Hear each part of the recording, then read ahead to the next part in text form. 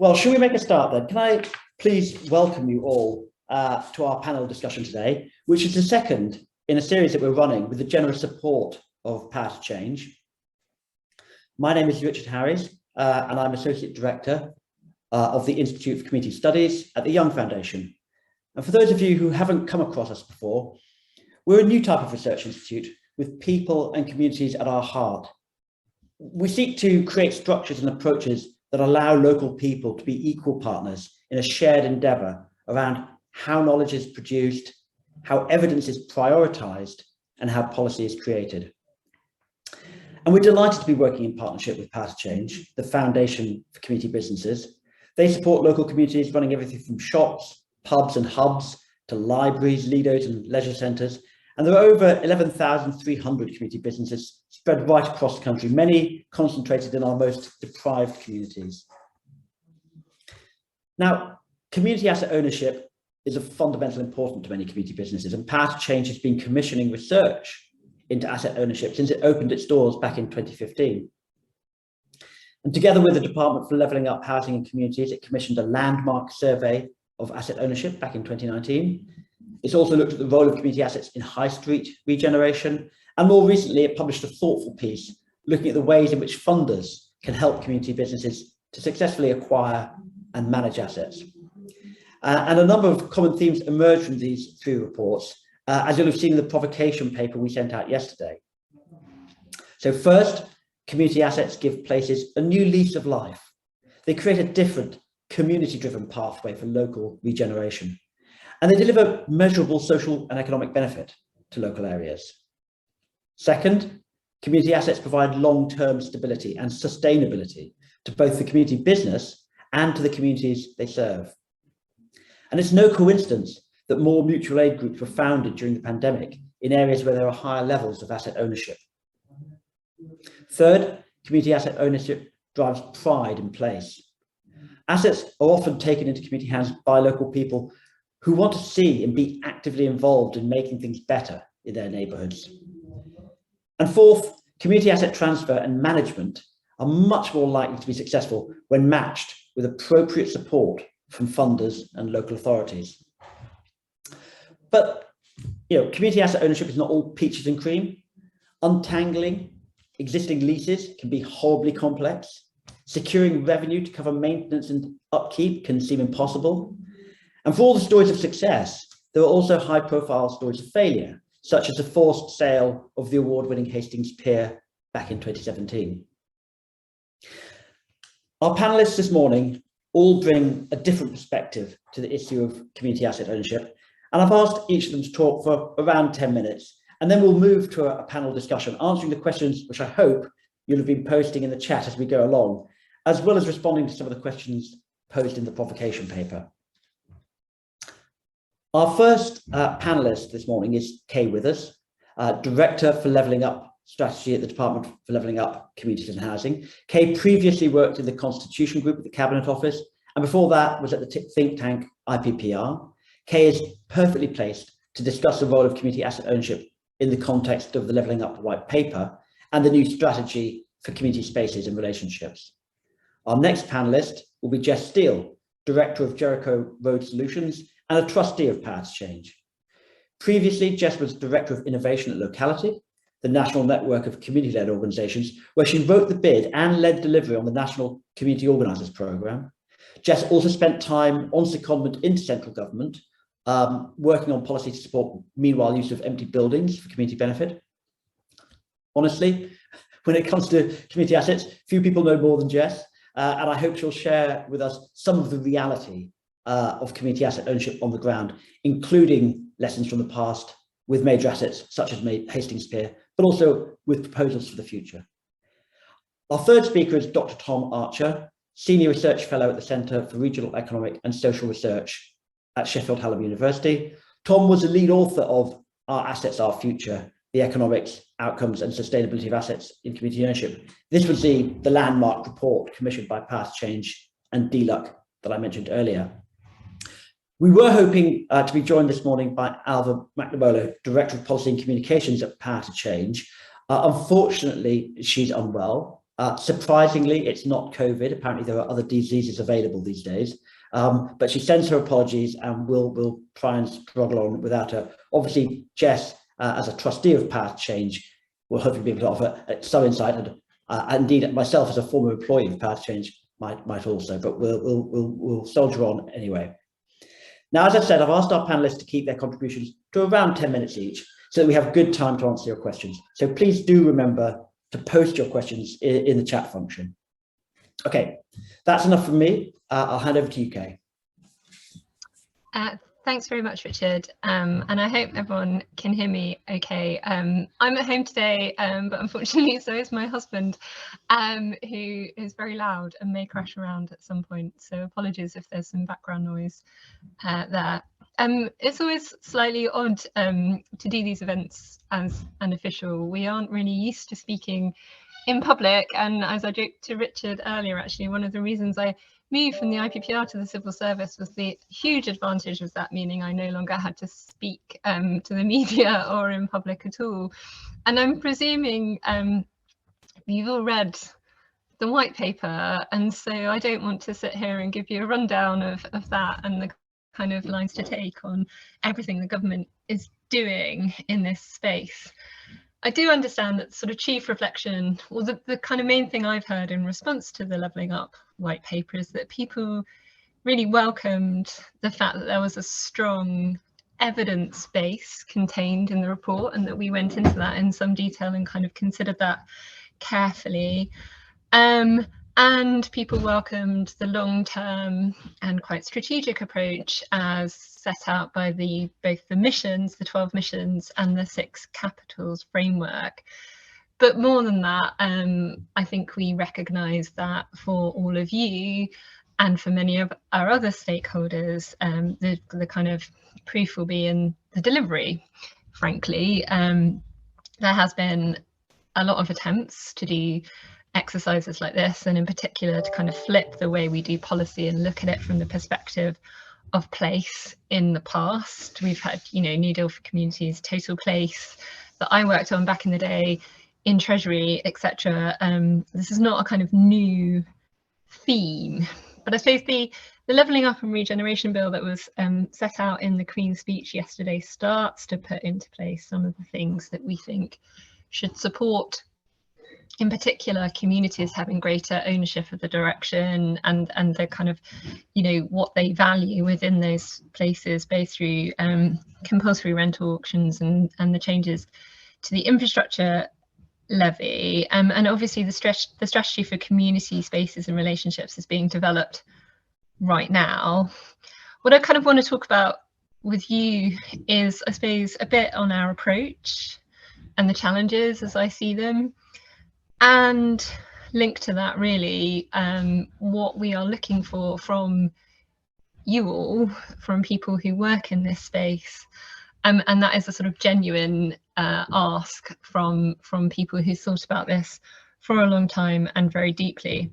So the first thing which you all recognise and know is that Whitehall is a proper oil tanker, and it's difficult to turn around. We are used to working in national frameworks and departmental silos, and when you look at aspects like community assets, or some of the things we're doing in relation to pride and place, well-being and so on, immediately there are issues that are going to be thrown up through the fact that some parts are owned by DCMS, some parts are owned by DLUC, there's a BEIS interest, there'll be a DEFRA interest. Coordinating all of that and breaking through some of those departmental barriers is difficult and not something we're always used to doing. So what we're trying to do with the white paper, I think, is a few things. I mean, first of all, I think it's really important to recognise that it does mark a moment in which there is at least a broader consensus, both through the economics and the politics, that communities and the sort of overall economic geography of the United Kingdom is important in its own right and not a separate debate from the sort of macro growth agenda. And I think that is a shift, actually. And I know a lot of that's driven by politics and the kind of red wall. But it's a different landscape that we're working in, whereas previously you could have a communities agenda almost entirely separate from any kind of economic agenda that we are pursuing overall. So that link, I think, is really, really important. There are still some nuances within that. There are, you know, there's a kind of view, you will all understand, that this is about bringing up the major cities and ensuring that we improve productivity in those areas, and then kind of frankly towns, neighbouring towns, etc., will take care of themselves. There are different views that that is still a broken model and still therefore abandoning what can be realised within those specific places, and not kind of looking after the opportunities, or not making the most of the opportunities that could exist in those places, or looking after the people therein. So I think, you know, there's a broader economic consensus, as I say, but I think that's not, when you dig into it, there are still some kind of important differences. I think the white paper as well has seen us recognise the importance of having a programme that is sustainable and has an element of longevity, which is borne out both through the missions and the approach to 2030, is borne out through trying to change some of the systems and architecture, whether you're looking at Devo deals or, for example, the things that we are starting to look at now in relation to community covenants. And it's also a genuine attempt to see things from the perspective of place. And two things we're doing in that area: the levelling up directors are intended to be people who are not sort of civil servants moved out of London and working in different parts of the UK, but people who are genuinely from those places, have the relationships and understand where things need to be brought together, and frankly some heads kind of bashed together either at national or local level to support the development of local plans that kind of are driven from and are of that area, that then dock into Whitehall and force us to kind of respond and react. Then the final thing I think is also deep dives, which sort of sounds a little bit like, you know, a kind of analytical exercise. I think the way we've been approaching these is quite different, quite intense, but to kind of just give you a rundown of what we've been doing, we've been looking at very specific places in a lot of detail. So we had a deep dive in Blackpool a few months ago, and we're currently kind of working with Grimsby and sort of going there, talking to people, building up the evidence base, talking to the community, talking to local businesses, talking to the local leadership, and trying to understand what are the barriers to them being able to push forward on the plans, the master plan, the strategy that they all have, but have consistently found incredibly difficult to realise. I think Grimsby is particularly interesting. There's some work going on there with the Common Good Foundation, who are looking at, for example, civic trusts.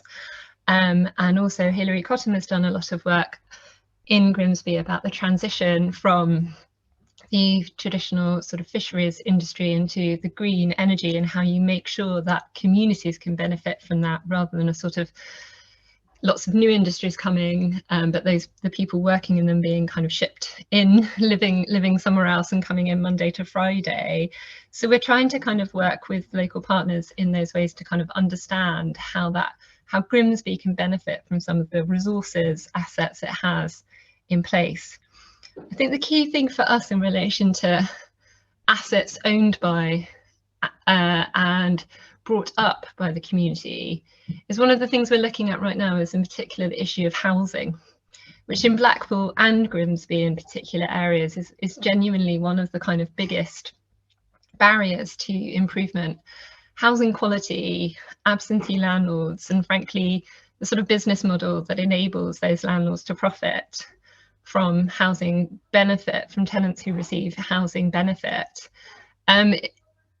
is a really difficult thing for us to try to work out to overcome, but is largely kind of driven again by a national framework playing out in place in a particularly damaging way, whether it's about the community looking and feeling unloved, undervalued, people frankly living in very, very poor quality housing and then therefore feeling undervalued from that respect, but also because it sort of starts to create a transient population who have no stake in the community and can therefore lead to greater instances of antisocial behaviour, and people not wanting to live in those central and particular town centre areas that mean it's a vicious cycle that they can never kind of get out of. So we've been working with Blackpool in relation to that and how we can bring up housing quality in the private rental sector.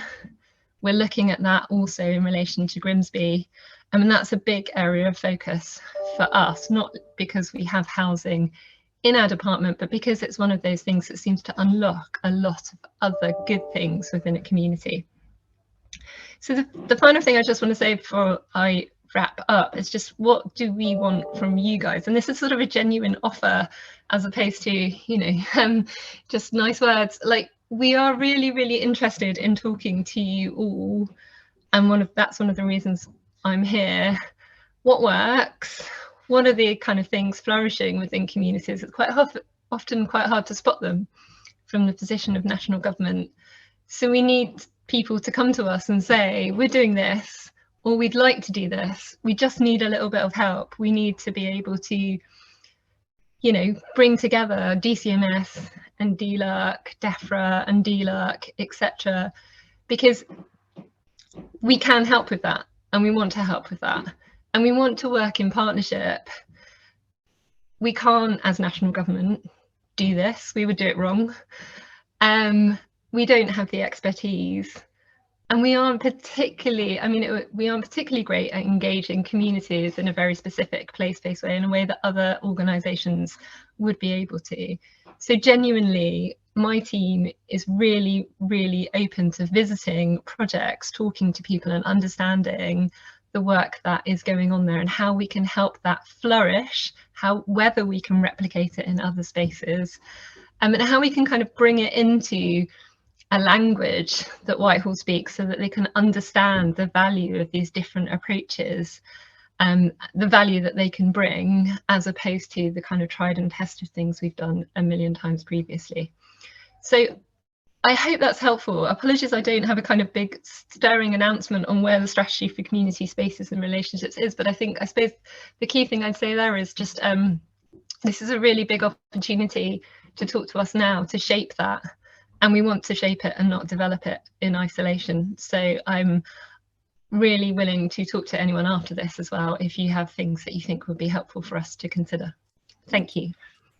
Hey, thank you very much. What a fantastic offer you've made, and I'm sure colleagues online will absolutely be taking you up on that. So thank you for that, and thank you for a really helpful introduction, setting out the sort of broad picture from the government's perspective. We've already had some really good questions that you've prompted from your words that we'll come back to, but I'll hand over now to Jess. Thanks, Richard. There's so much there in what Kay said that I want to respond to, but I'm going to try and avoid doing that and just instead tell you some stories, really, and explain the story of our community asset journey, which actually came from the original rescue of Hastings Pier between 2006 to 2013, which was the community rescue. And I'm not going to hover on the later failure, except to say we still have the best conditioned pier in Britain instead of a derelict, rotting framework in the sea. It is no longer in community ownership. But to move on from there, the pier was always about more than a structure. It was always about the neighbourhood, about the place. We had this awful name, Hastings Pier and White Rock Trust, the horrible acronym, but very focused on the fact that this was about the neighbourhood.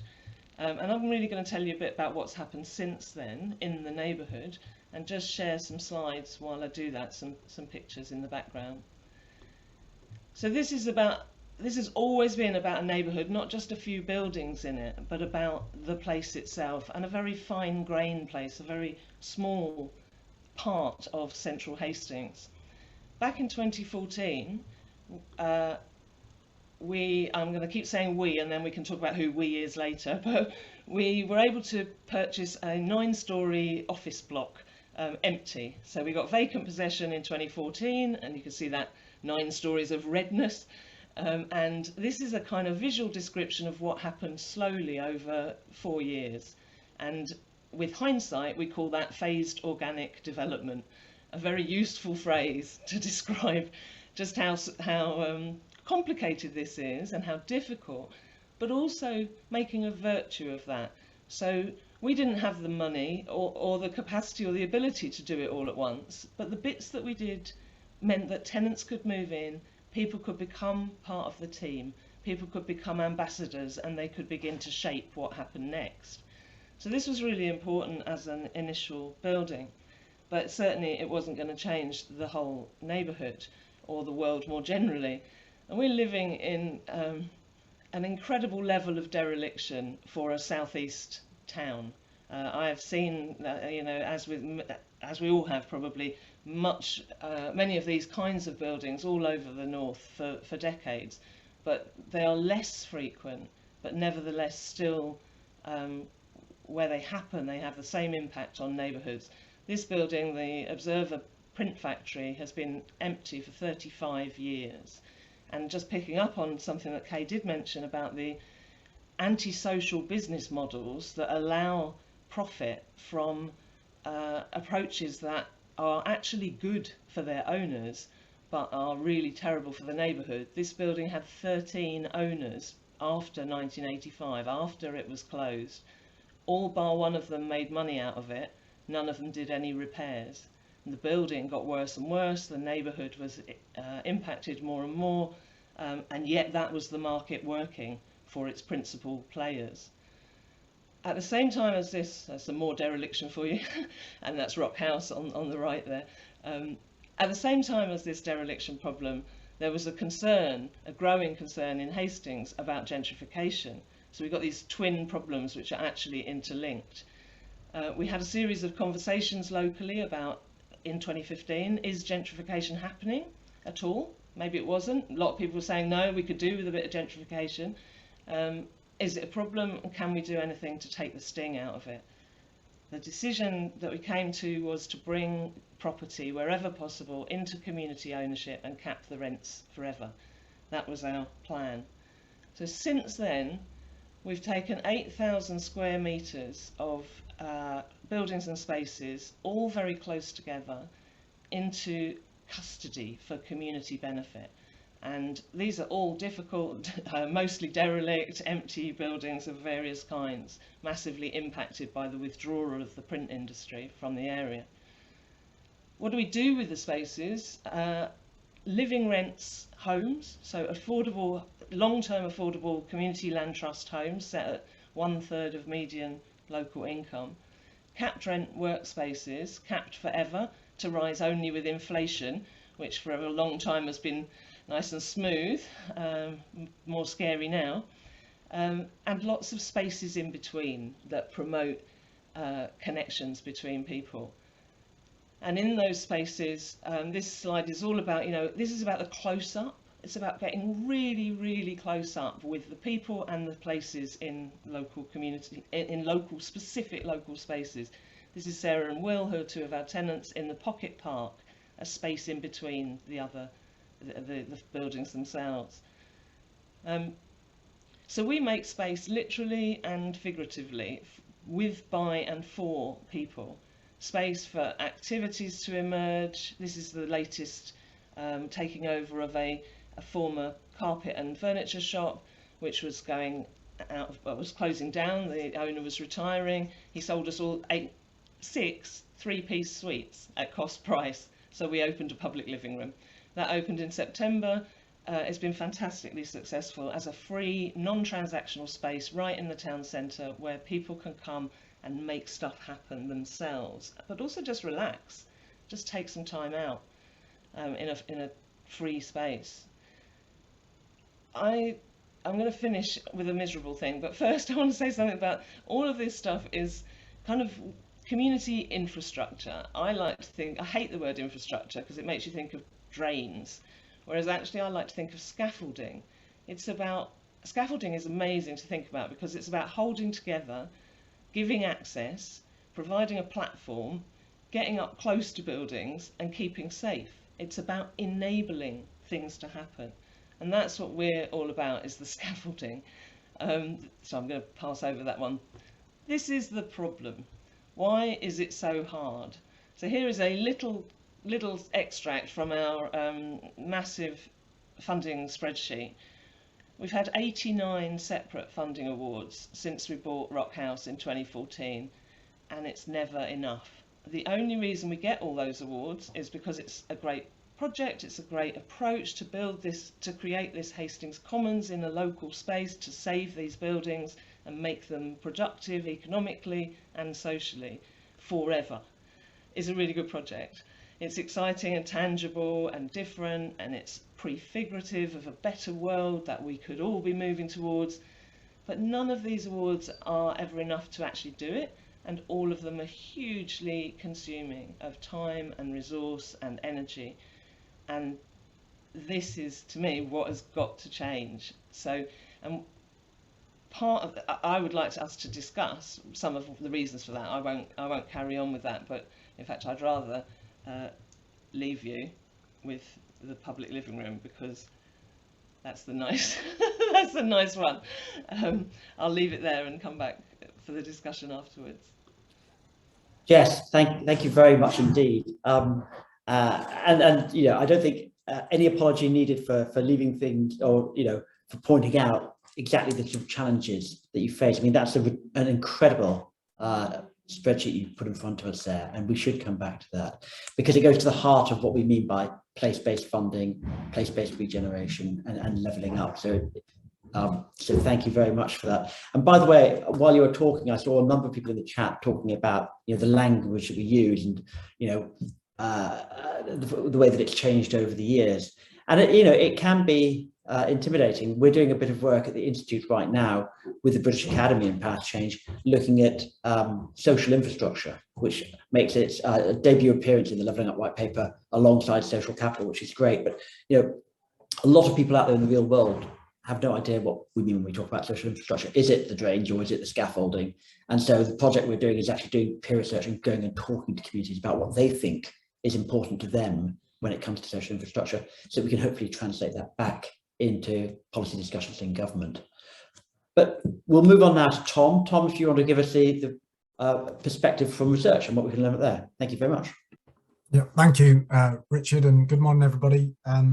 Yeah, my brief is to talk to you a little bit about the evidence base around community assets, which is a bit of a daunting task because it's been growing rapidly, particularly since about 2006, when the Quirk Review reported on this very issue, leading through to work by Mike Aitken and others at JRF, and then our report, as Richard mentioned, called Our Assets, Our Future, and many studies in between. One of the things that Richard was perhaps touching on there, which I think is important to raise and then maybe park it, because we could spend an hour and a half on it alone, is how we define this field. You know, we might have different views about what community is, what assets are, what ownership looks like, and it's something that we grappled with in our report. And our approach actually was to cast that net quite widely and include in it things like housing, which I'm pleased Kay mentioned. And we estimated there were kind of over 6,000 assets supplying the definition that we had across England. But I think some of the recent funds have actually more narrowly targeted things like cultural, leisure, sports assets. But assets can be drawn really broadly: transport, kind of energy infrastructure. You know, these are important things to include in the mix, and housing, of course. So I'm just going to say a little bit about, and do this in two parts: one about the kind of impact and value of community ownership, and then I'm going to provide some more kind of sobering thoughts which link to the pandemic in some ways, and some research that we've been doing on that. So Our Assets, Our Future that report had quite an economic flavour to it, and it did reveal some of the contributions that community-owned assets make to the broader economy that are over and above what would have happened otherwise, so kind of net additional benefits, and also about some of the benefits of all the volunteer hours that are connected with community-owned assets and the well-being benefits for those involved. And a lot of these findings started to kind of crystallise when we did the work with village halls. So we did a really large survey of village halls back in 2019, and then followed it up with another one to look at the impact of the pandemic on them.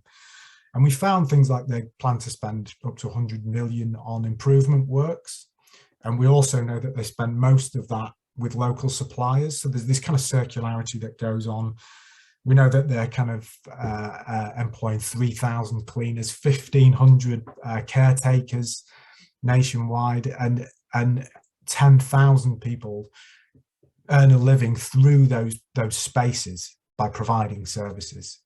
So that kind of economic story was an important one to tell, I think, because it's often missed. But beyond that is obviously the really important impacts and social value that's kind of created. And that work with village halls really kind of showed us the impact those places make on loneliness and isolation, particularly in rural areas.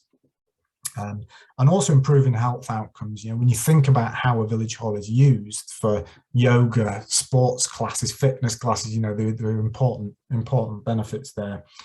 One of the things that I'm keen to stress is also we realise how important these assets are when we go through a time of crisis, and the pandemic has really brought that to light. I think we found that about 15% of all village halls had played a formal role in the pandemic response. So that's kind of hosting emergency food provision, hosting NHS services, GP outreach. When you're faced with a crisis like COVID-19, those spaces become really useful. I'd also like to say a bit about community-led housing here, because I put that in the same field. I put that in the community ownership field. And there's been quite a lot of work done over the last few years about the impact and value of that. So we work with Capital Economics to look at the kind of value for money of community-led housing. And they found that for every pound spent of public support, about £3 of benefits come back in well-being, income benefits over a 30-year cycle, and that puts that investment in the kind of high value for money category over that kind of time scale. But I think when you take that and you also think that there are 12,000 at the last count, 12,000 community-led homes planned, the scale of those impacts could actually be really, really significant. And the work we've been doing for Power to Change, evaluating their community-led housing programme called Homes in Community Hands, shows this really unbelievable, mind-boggling array of impacts that may come from those projects over time. So it's not just about affordable housing, and there are some clear affordable housing benefits. It's groups that are setting up projects for care leavers, for people in recovery, people that are renovating high streets alongside provision of affordable housing, a bit like Jess was talking about there, remedying issues of empty housing, and providing other kind of assets alongside housing. The Homes in Community Hands programme really shows that some housing projects kind of will have these broad-based impacts. But, and there are some really significant buts, I don't think we really understand how profound the effect of the pandemic has been on community ownership and on community-led housing as well. When you take a business model like a village hall, which generates revenue through in-person use, you can start to see what a crisis the pandemic is for them. And we were able to kind of estimate how many village halls we think might close over the coming years. And we had it at about 140 potentially, which would be about 1.4% of all halls in England, and what a loss that might be to places where that is the only space where some of these services can be hosted. And similarly, we see in their plans for investment, a large minority had actually just abandoned plans to improve those buildings, and plans to redevelop village halls as well were being abandoned as well. Similarly, in community-led housing, we see increasing pessimism about projects coming to fruition. Now, that's partly about the pandemic, but it's also about the nature of stop-start funding. And I'm going to say a little bit about that at the end. But it's also important to flag some work being done by one of our PhD students, actually, called Karina Skropke. She's been looking at community ownership through the course of the pandemic. Really interesting work. She's got a book chapter being published later in the summer, I think. And she's really revealing that there's these two things at play. You've got a renewed sense of the importance of community ownership in these spaces through the pandemic. But as they come out and they're trying to kind of find financially sustainable models having taken this hit, they're also risking their kind of legitimacy at a local level, because they're going to have to do more to raise income, and that might not be what that might not use the space in the way that community wants. So there are these kind of conflicting pressures at play for a lot of these buildings, I think. So I think there are some really important benefits and value to community ownership. We'd really concur. Almost every bit of research we've done in this field makes the same argument that is in the provocation paper, that the infrastructure of support around these organisations is really key. We've got something coming out in the summer which is going to argue that strongly in terms of community-led housing, but on its own that's not enough. And I think there's two problems I'd quite like to just finish on. One is a problem of kind of overselling of utopianism about community ownership, and the other is about policy making which lacks true commitment. So on the one hand, I think we need to be really clear what community ownership can do and what resources it needs to do it. And then on the other hand, I think we need to take a really long look at policy making over the last 20 years. So this is the 20th year of my professional career looking at community development and housing. And I went back through some of those policy documents, the action plan around empowerment, the community rights stuff, and big society, through to the things I've been reading about community covenants and neighbourhood shares, etc. this week. And I just think we really need to apply the test that, one, those powers and resources need to be meaningful and applicable at a local level. They're not so restrictive that they can't be applied. And two, they need to be able to be applied at scale, so enough groups can use them and apply them. And I think that should be the test really for some of the things that are going to be in the strategy for community spaces and relations. So I should probably leave it there, but happy to answer any questions on that varied evidence base. Tom, thank you very much indeed for that. And we've had a number of questions come in over the course of our three sort of opening presentations. And in fact, the point you were making there, Tom, about the kind of the ever-changing policy landscape was one that Tim from Be Inspired mentioned, and we'll come on to in a second. But I just wanted to actually invite Tom Chance from the National Community Land Trust Network to ask the first question, because it relates to housing, and it's an issue that you've all touched on in one way or another. So, Tom, do you want to ask your question to the panel? Thank you, Richard, and yeah, very interesting contributions. I was really glad that Kay, in your opening contribution, you mentioned housing, and then Jess and Tom both picked it up later. I think there's a need to join dots here, because it's completely absent from discussion in the Levelling Up white paper about community ownership. The Community Ownership Fund, housing is not an eligible activity for the Community Ownership Fund. I'm interested in whether the community spaces and relationship strategy is an opportunity to do that, and maybe note things like DLUC has just published research from LSE showing that community-led housing has a significant impact on community relationships, social cohesion, loneliness, and so on. I think Jess and Tom articulated very well, both that from a community level, these things are all just part and parcel of whatever, the area you're looking at. Almost every community has a high street with homes in it and all these other things there, but also the impact that lack of integration has when we have these thematic funds and thematic programs. So suddenly the focus is on community spaces, but that doesn't think about housing as part of that, and so you can't realize what you're trying to do because that isn't funded, and you've got to find another fund which does the housing bit, but that fund is closed at the moment. Or there's an interest in high streets but not recognizing that homes are integral to high streets. So is your strategy going to be an opportunity to maybe join some of these things up, and what's the scope of your understanding of community spaces? Thanks, Tom. Kay, before you jump in with an answer, because I know you're keen to, you did say earlier on that the strategy is, we're very much at the starting point with it, and you're keen to have a conversation and sort of learn from others what they think should be in the strategy. So I was actually going to invite Tom first, and then maybe Jess, to think about, in terms of what might go into the strategy for community spaces and relationships from a housing perspective. What would that look like from your perspective? So then maybe Kay, you can sort of round it off in terms of where the government's thinking might go in that direction. But Tom, do you want to go first? Yeah, I think there's some looking back at things like the community rights approach, and to learn from things that are happening in Scotland as well that might be quite useful here. So I think a lot of the community rights have not been used particularly widely, like the community right to build is quite a good example. Why is that? I don't think we know.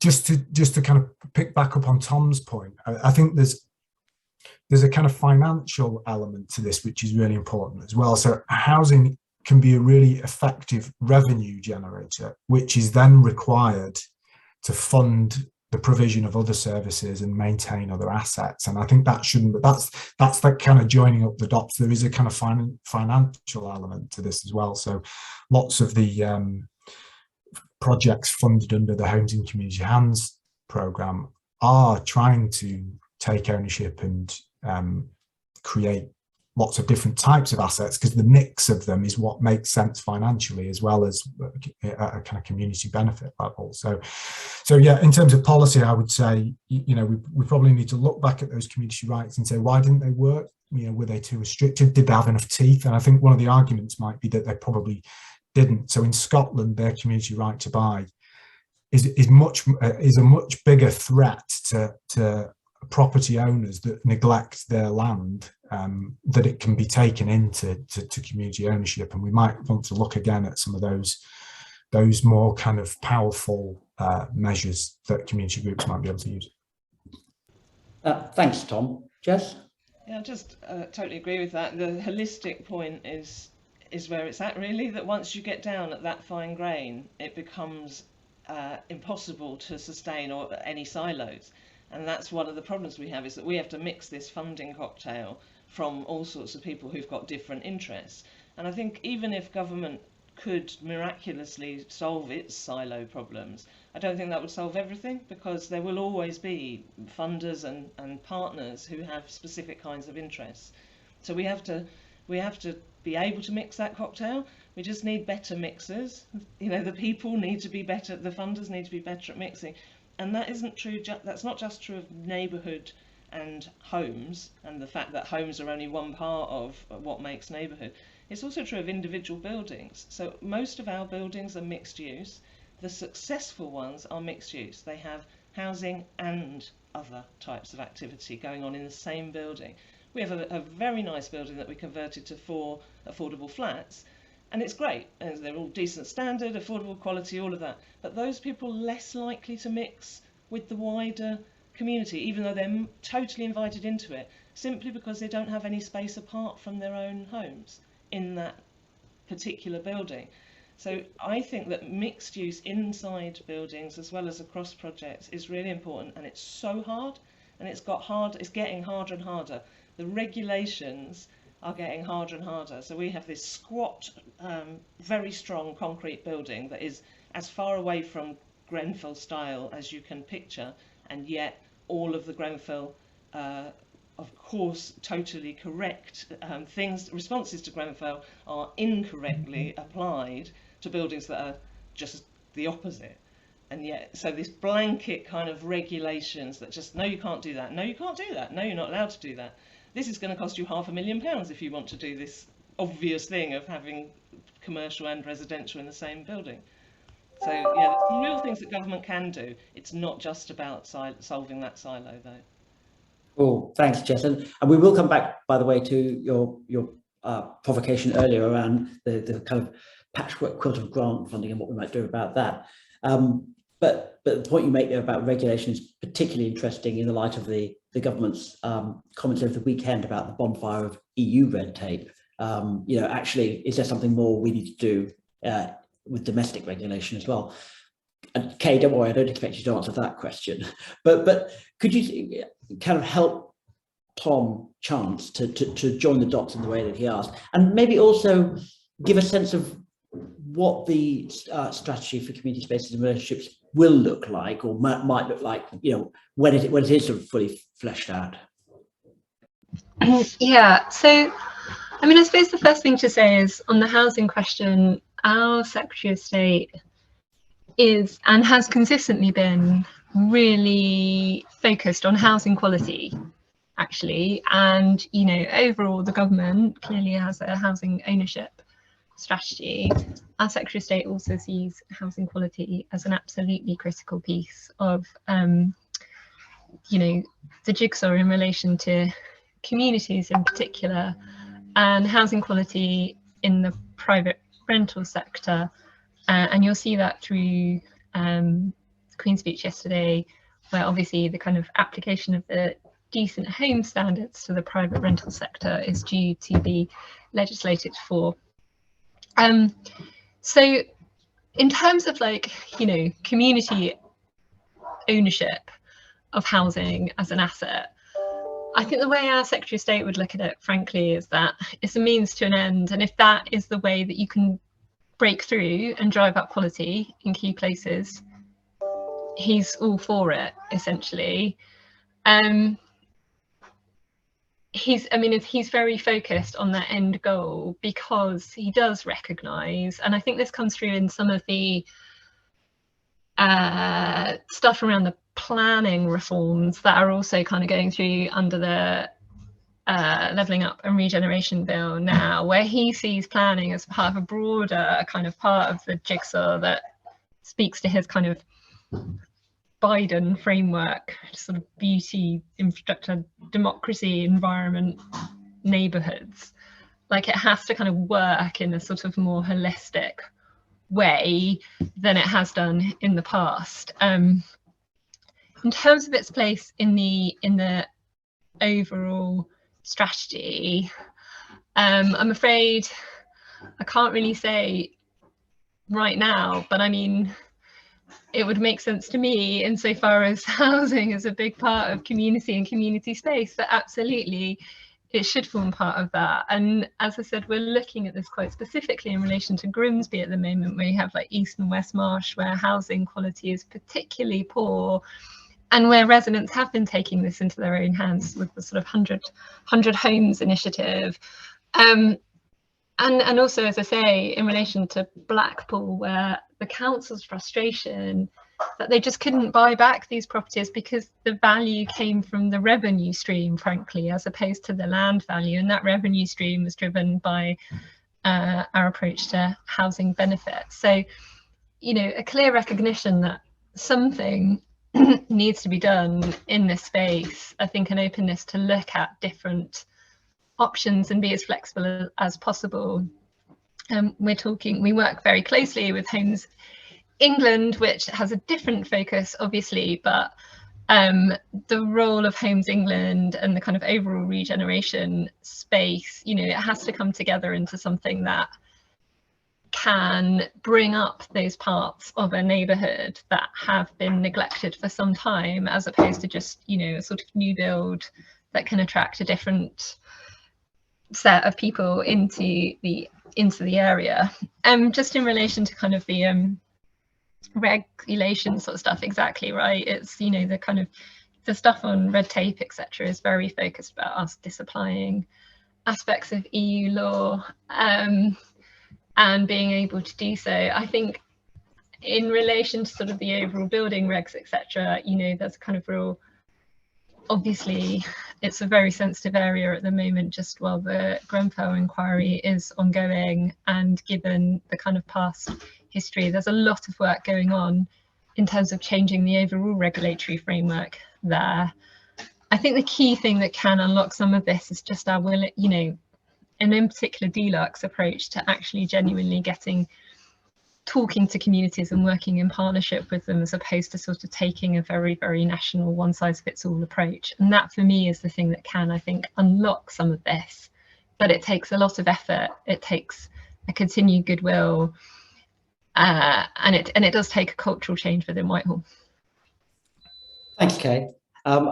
I might come back and press you a bit more about the living nature of the strategy and what that might look like. And I might also ask Jess and Tom at some point how they would like to kind of contribute to the evolution and the development of the strategy. But should we turn to the next question, which was actually the first, I think, in the chat from Tim Morton, chair of Be Inspired up in Leicester. Tim, you asked a question that a lot of people talked about, which is this sort of the very long policy history in this, and Tom talked about that as well. But do you want to ask your question direct? Okay, I had to cut it out of the chat and repaste it. So here we go. Kay is right that this area of policy has regularly appeared going back to the 1970s at least, if not longer. Everyone working in the field knows this is the right thing to do, and yet it is always easily cut at the Treasury. It's not the communities who stop it, it's the centre. So my question is, who and what at the centre waters this down and forces us to rebadge and reinvent the work every few years?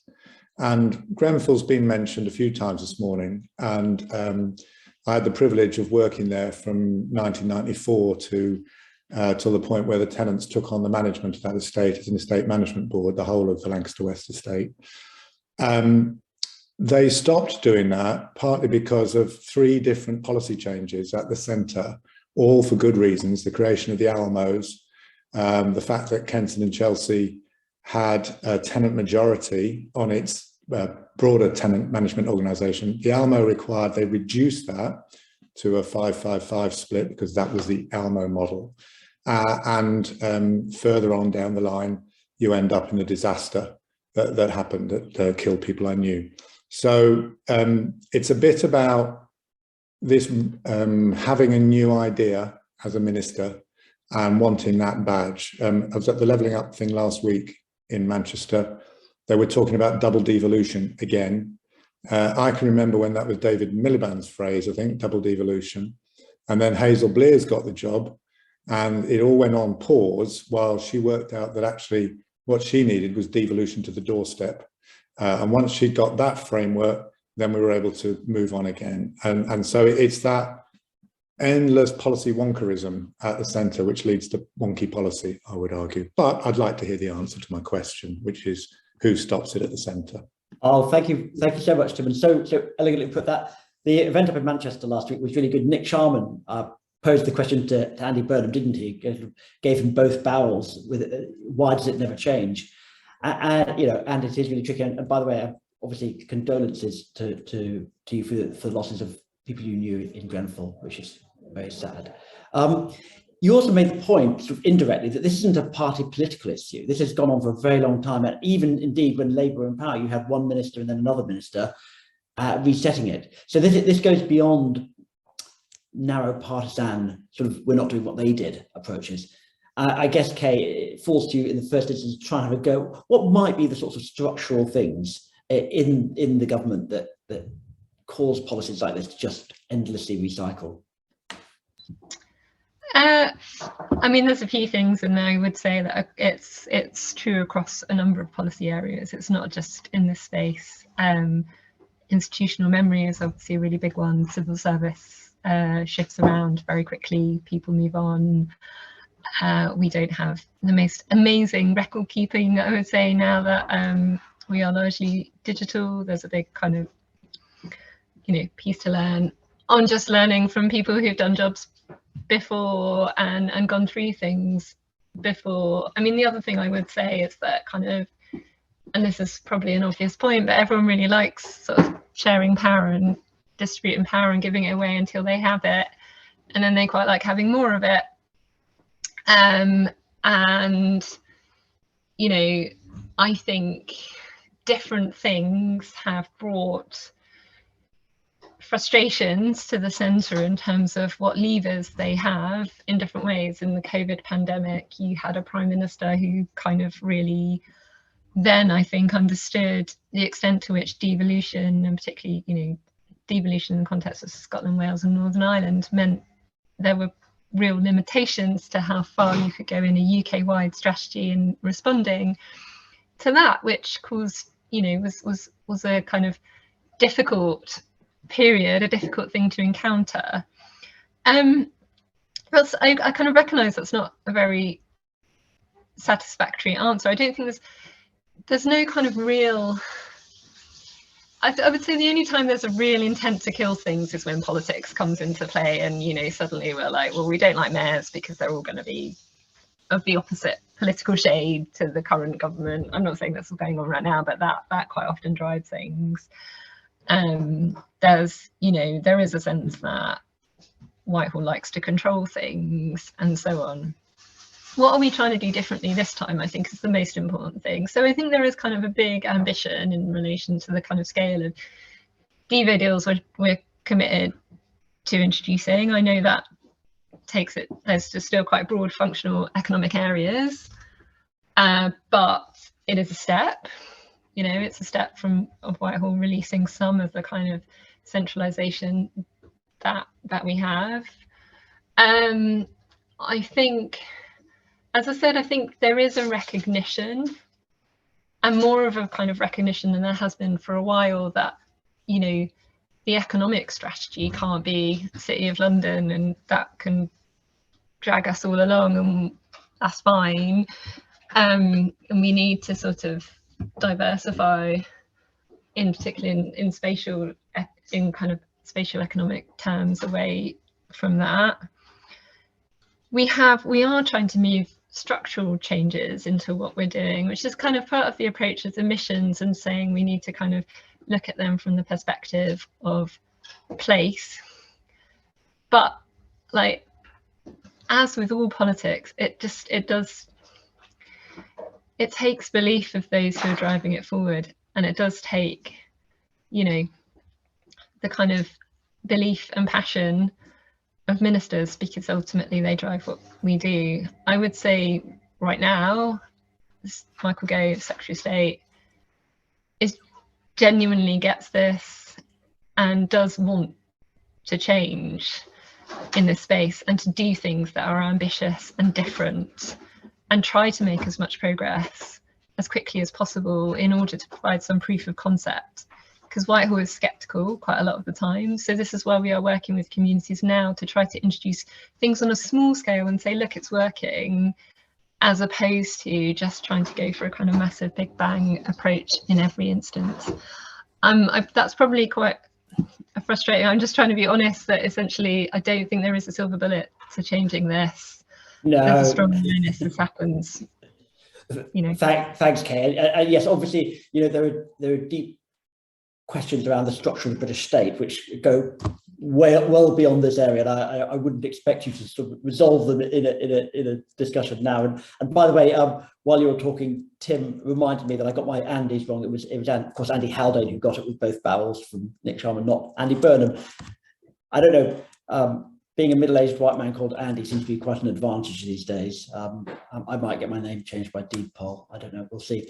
Tom or Jess, I don't know if you want to come in on this. I mean, possibly from the perspective of, if you were the Secretary of State, what would you do to make sure that this time it was different? I would like to come in, although not necessarily on that particular challenge. But yeah, it's great to hear that Michael Gove is keen. I lost my first community asset battle 29 years ago. So I have been watching this stuff go around in circles for a very long time. We have to get used to losing some as well as winning a lot. There is a mindset thing. I'm so delighted that Kay talks about getting out. My experience 10 years ago, 12 years ago in DCLG was that no one ever got out except me, because I was kind of half in, half out. And that was partly to do with this concept of partisan. Don't become partisan. Don't let yourself go out and see anything, because you'll go native. And it was partly about not being stuck to your chair, responding to idiotic information requests, which, if you had a good information system, wouldn't require highly skilled, intelligent civil servants to respond to. And I don't believe that's particularly changed. So I feel like we're wasting the clever people in the civil service on two fronts. And it's lovely to have Kay being able to come out. Maybe they should come out more often, Zoom or otherwise. But the key, I think, my experience, and it's so boring, is policy, great. Delivery is the translation on the way to the ground. And that is where the biggest problems are. And so if I was the Secretary of State, as I think Tony Blair did years and years ago, it's like we have to focus on, not on delivery as in get it done, set targets, all of that stuff, but on it's not what you do, it's the way that you do it. This rhetoric has been going round in circles for 30 years. The rhetoric is great, we all believe it. It needs to be tightened up, but it's how you do it. And when I say it's boring, it's because of things like somebody suddenly thinks it's a good idea to do 5-case Green Book business cases for every project under the sun. Every project the government is going to fund practically has to do this enormous, disproportionate business case approach, which might work for HS2, but is not relevant for the kinds of public living room, for example, that we do. And yet we have to do that business case. And therefore, a whole load of private consultants get paid to help write that business case, and then a whole nother load get paid to help assess that business case. Meanwhile, you've already tied up the county council and the borough council and half of Whitehall checking those business cases. What a colossal waste that process is, and it's incredibly disempowering at the bottom. Totally disempowering, because in the end you get to say, well, we've got a little bit of land value uplift, we'll have to put that in. That is not a good indicator of success in my book at neighbourhood level, land value uplift, and yet we have to put it in to prove that what we're doing is good, when we can see what we're doing is good because we see the change it makes in people and in place at a local level.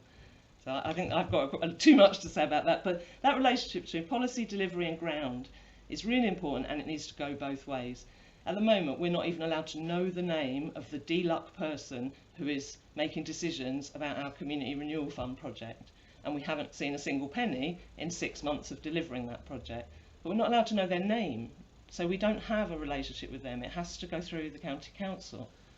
So I don't believe yet that this relationship side is real. I believe UK, but I don't believe that the rest of Whitehall is behind that at all. Sorry. Oh, thanks, Jess. Tom. Can I offer a bit of tempered hope? I say tempered, tempered hope. The government so nearly got it right with the Community Housing Fund, you know, and then scuppered it itself.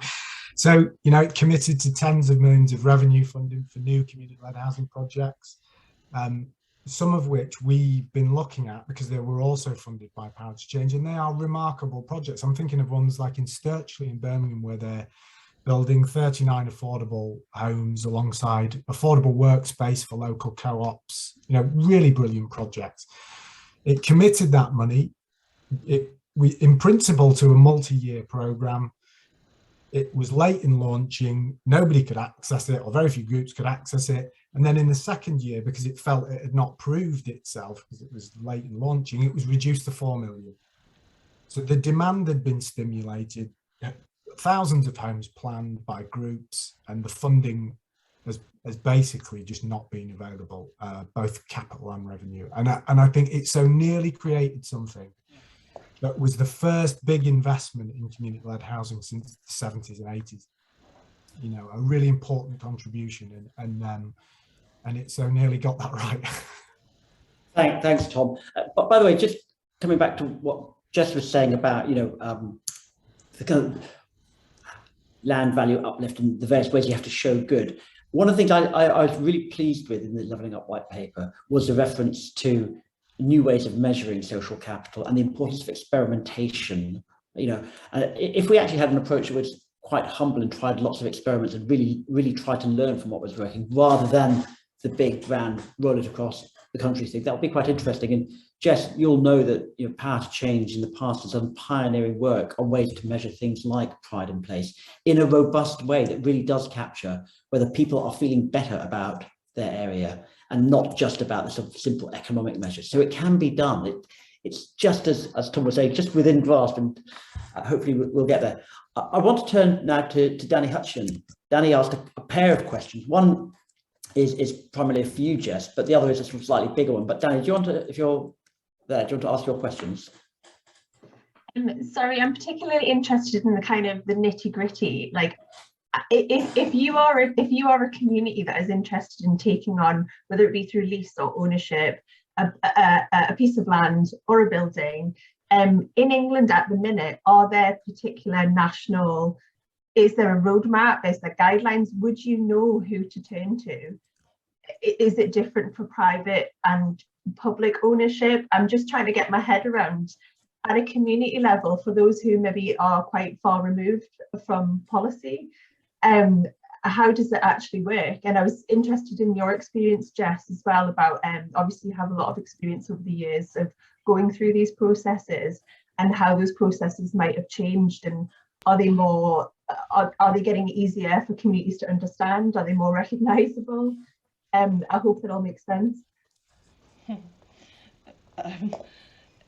I think it is certainly the awareness, because the awareness is growing, and because many of us have been doing this for quite a long time and developing research, as Richard mentioned, and all kinds of different tools and guidance. There is quite a lot of information, and you know, pioneered by locality and by the National Community Land Trust Network. There's a lot of supportive people and a lot of supportive information, so that's positive. I think Kay's issue about institutional memory in government is really important here, because it answers Tom's point about how come we got so close with the Community Housing Fund just a couple of years ago and then it just gets lost. So keeping up with this stuff is really hard work, and that's why I think it's so important that we use those infrastructure organisations, but we also really build a peer-to-peer guidance system, you know, so that those of us that have learned through the hard experience can pass that on, even in real time as we're moving through it. And one of my sources of absolute hope and support over all the years is all the other people who are working on this at all different levels, people who've just started thinking about it, through to people like Coin Street who've been doing it for now 40 or 50 years. So let's look after each other. Let's build our intelligence base, which ICS and Power to Change are really important in that. It's not getting easier, to be honest. I don't think there's anything that makes it easier now. It is different buying from private compared to acquiring from the public sector, and we've done both. In the private sector version, we have this little slogan, which is jump in, do the deal, climb out, wash off. That is how it feels when you're trying to purchase from the private market, but it's feasible. In the public sector, you might as well just put all your plans on hold, because it's going to take you 4 years minimum. So we got agreed politically and by officers to take on a large 5-storey building needing £2 million worth of capital works, which we would do to it in 2018. The lease was signed in January 2022. It took 3.5 years for the lawyers to sign the lease, and just before we signed it, they said, well, you can't put housing in there. If you put housing in there and then you go bust one day, we will suddenly become a de facto social landlord, the county council. They were so terrified by that, even though we were saying we'll put aside some money to pay a solicitor to create evictions if necessary, if we went bust. No. So after all those years, it was became really problematic because of the delay, but also because of those last-minute risk-based, legalistic changes. And so I think it is really hard still to do that kind of public sector transfer. But I know that Sian Rogers is on this call, and they have done it, you know, where you get a really good council and a really good council officers driving it, it makes all the difference. Thanks, Jess. Really helpful. And by the way, in terms of long-term memory, it reminds me that when I introduced you, I said you did the work on meanwhile leases.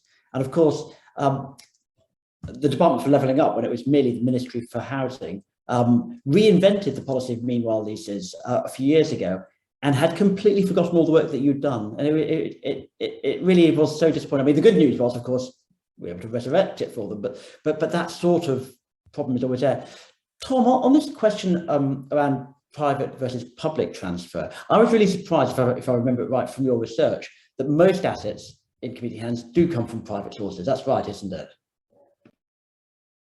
Yeah, and that's partly reflects some of the things Jess was saying about just how difficult that process is. One of the things we found in that research was, you know, really arduous process that required a lot of kind of professional support around the groups. So the point I kind of wanted to make on this, and again, the Community Housing Fund, one of the legacies of the investment that did go in is that it has created quite a strong kind of sub-regional infrastructure of people that can support groups, and alongside Power to Change's funding as well. And that's still there. I mean, it's not as well resourced as it was, but it's still there, and that can be used not just for housing, but other forms of community ownership. Thanks. And Kay, I'm conscious that Ronald Reagan once said the 8 most dangerous words in the world were "I'm here from government, I'm here to help." But actually, if private asset transfer is really important. Is there more the government could do to facilitate that and make it easy? Or would we actually risk going down the other track that Jess was talking about? I think it's a really important challenge because, you know, because of some of the sort of systemic kind of realities of national government, we can make things harder for sure. Approach to risk, obviously a key one, and something we encounter all the time when we're engaging with local authorities.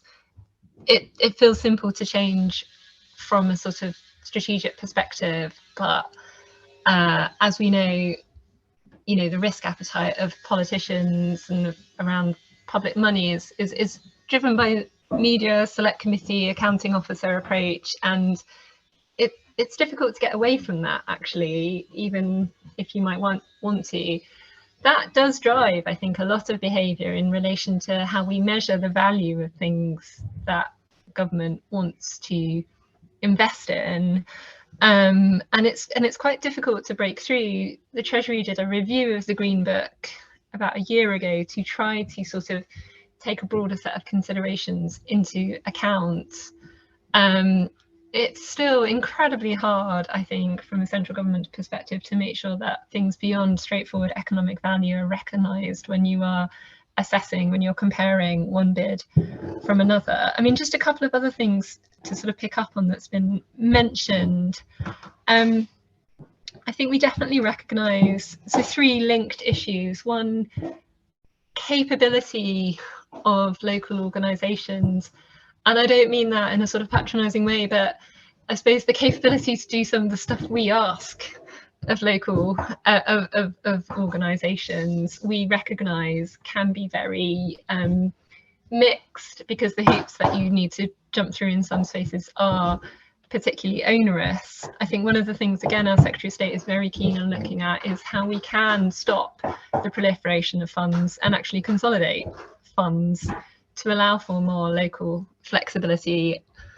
The problem always is that people love announcing a new fund.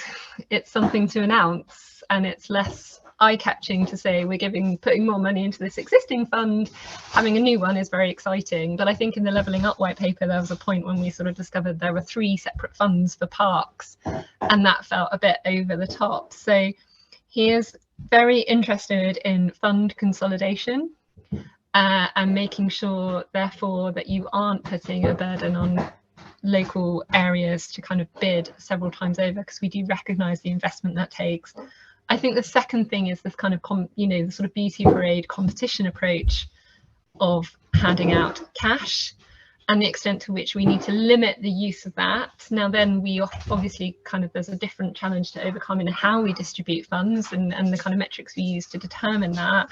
But certainly, again, recognising the difficulty that places on local areas. So those are kind of 2 genuinely big pieces of work that are going on in DLUC at the moment that I think also should make a contribution, not solve things, but hopefully make things show some improvement in the shorter term.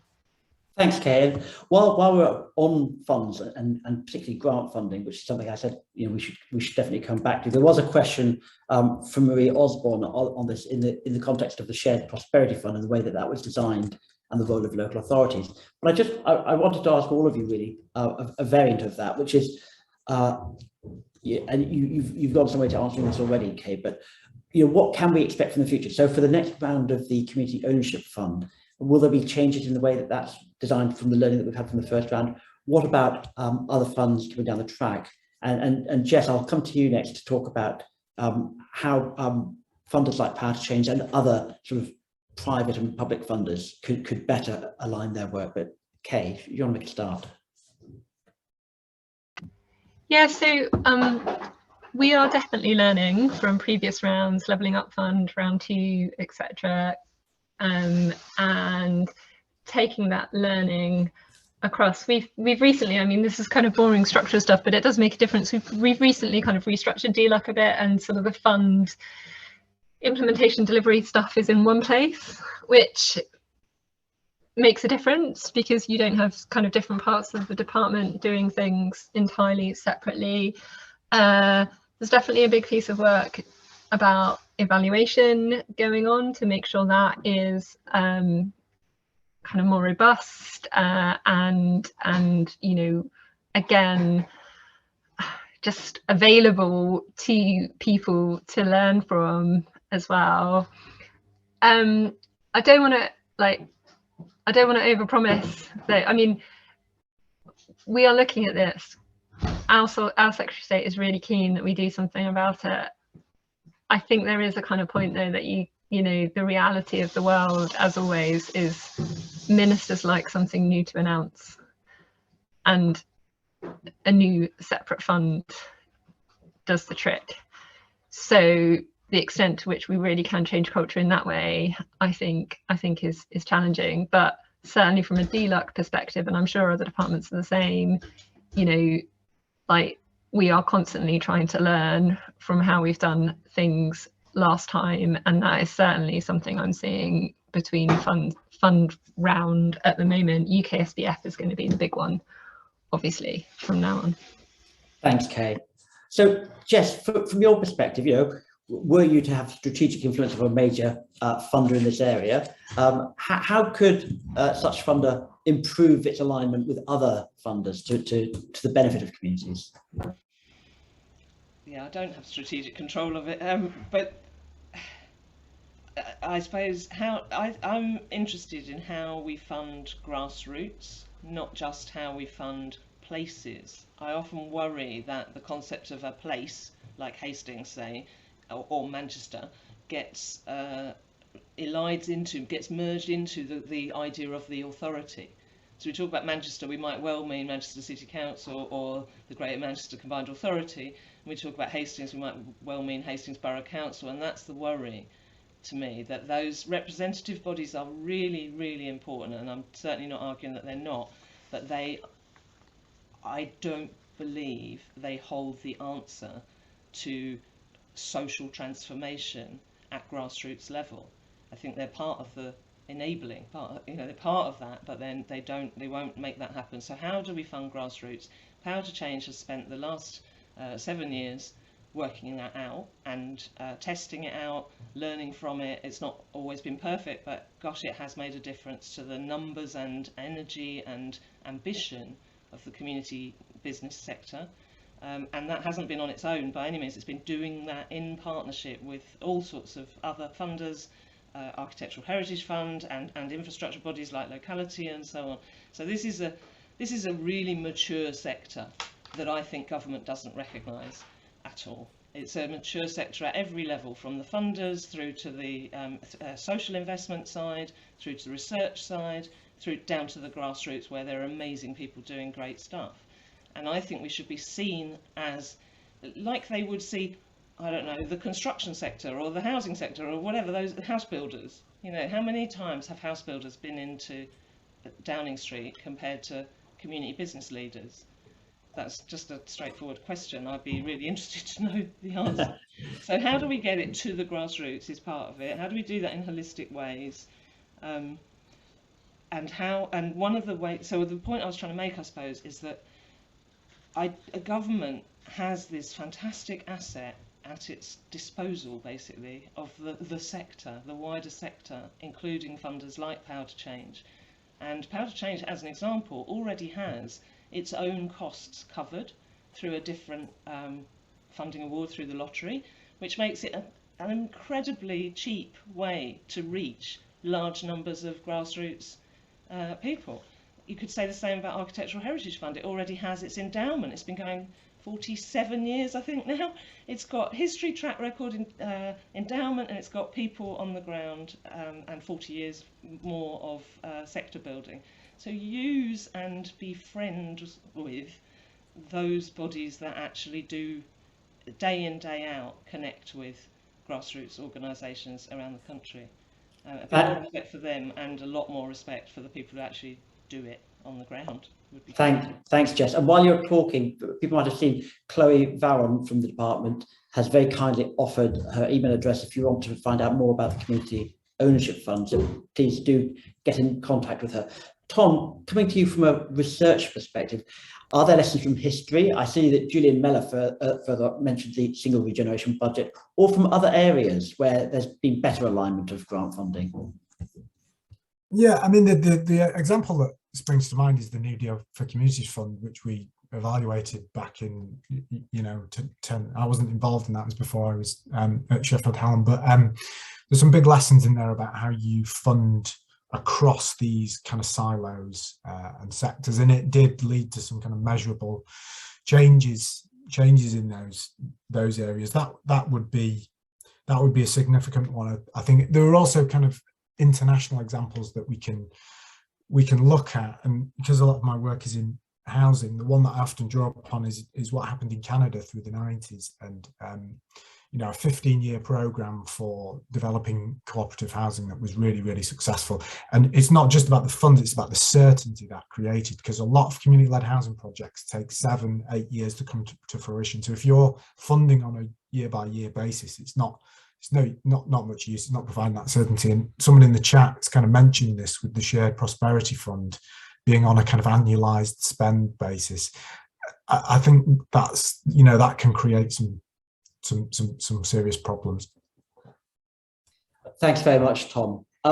Okay, well, I'm very sorry to draw the conversation to a close so soon. I suspect we could have spent all day discussing these questions and more. But before we do draw matters to a close, I wanted to offer each of our panelists 2 minutes each to offer their concluding thoughts, say perhaps what they've learned from the discussion, what they'll take away from it. Kay, would you like to go first? Thanks. I think the main thing I take away from this is, which we knew, but there's a lot of expertise out there that we can draw on and a lot of commitment to doing this. I think what we need to, I'm struck by the difficulties between working with the private sector and government, and I think we should look at how we can solve, what we can do to kind of solve those, what practical changes there may be that we could make to make things easier in that space. I think the key thing for me though is just to reiterate the importance of us actually speaking to practitioners and people who deal with this and are trying to make things better through these mechanisms on a daily basis, and learn from that experience. So my team is very committed to getting out and talking to people. As I say, we are trying to, you know, kind of make the rest of government as committed in that space. I think the main thing, just to reiterate, is please do speak to us. And we are really, really genuinely willing to see what we can do and be honest when we don't think we can do something, which I think is the other side of the coin. Fantastic. Thanks, Kay. Jess? It's been really fascinating and good having this conversation. I don't think we know what the answers are. I don't know what the answers are yet to it, particularly to this kind of enormous different numbers of funding awards. But it feels to me a bit like a Quirk moment, and I think somebody mentioned Barry Quirk's review back in 2007 at the beginning, and it feels like we need to make sure that we understand what exactly is the problem and what are the implications of the potential answers, and not leap quickly to a no doubt new named but single regeneration budget. That, you know, there were good things about that and there were bad things about it, and we need to really understand those. It feels like we need some serious work to look into this and take some evidence from, you know, a range of obviously experts, but also experts in the field, experts who make it happen. So I think there's a lot more work to do. It's not a straightforward ask at the moment, but it is great to be in a room with loads of people who've experienced this over many years, and to remember that we are at no point in year zero here. There's a lot of learning out there, and we must try and harness it. Thanks, Jess. Final word to you, Tom. Yeah, on a similar theme, really, this approach to fund consolidation might be a really positive thing, and I think Jess's experience in Hastings is really quite powerful in understanding that housing and other assets all kind of make sense together at a local level, and not enabling the funding regime to reflect that is quite problematic. And I think in that community ownership fund and the community housing fund, we have two examples that we can look at and think, what are the good things that worked about that, and can they be combined and to provide funding for kind of mixed use schemes? And I think some of our research really kind of plays into that, about how you take on multiple assets in an area and what the impact is if you do that. Just the final point is back to something I mentioned at the start, which is about, if you're going to provide powers, and I know community power is going to be a key component of the strategy, how do you make sure that that's got teeth? There is a danger we just create these kind of rhetorical policies that and powers that don't get applied. How do we really make those meaningful? Learning from community rights by in Scotland, or eminent domain in the US is another one. That so there are some lessons from over the borders and abroad that I think we can draw on to improve our policy making. Brilliant. Look, thank you so much, Tom. Thank you, Jess. Thank you, Kay. Thank you all for joining us today for this really rich discussion. We've covered some tough issues, but I hope it has helped to inform you and maybe perhaps inspire you about the ways that community asset ownership can help to level up the country. If you'd like to find out more about the latest research in this area, do visit the Institute for Community Studies repository at icstudies.org.uk/repository, where you'll find over 360 community-related research reports, case studies, data sets, and other publications. My final thanks to Power to Change once again for their ongoing support to the Institute for Community Studies, and to our 3 panelists for sharing their time and expertise this morning. Thank you all, and do keep an eye out for our next webinar in this series, which will be taking place later this summer. But thank you very much. Bye.